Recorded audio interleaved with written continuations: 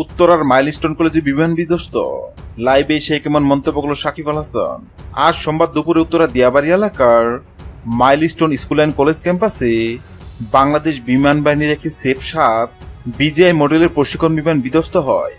এতে এখন পর্যন্ত 19 জন নিহত হয়েছেন, দগ্ধ হয়েছেন 200 জন। এমন মর্মান্তিক ঘটনায় আহত নিহত হয়েছে শিশু কিশোর শিক্ষার্থী অনেকে।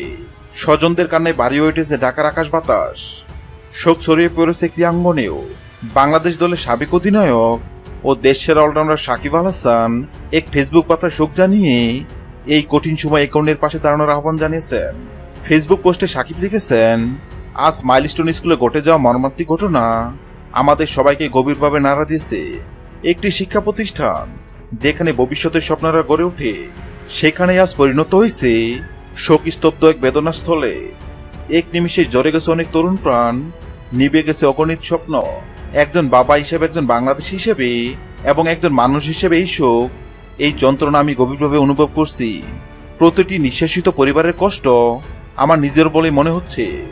আসুন আমরা সবাই মিলে নিহতদের আত্মার শান্তি কামনা করি এবং আহতদের সুস্থতার জন্য প্রার্থনা করি।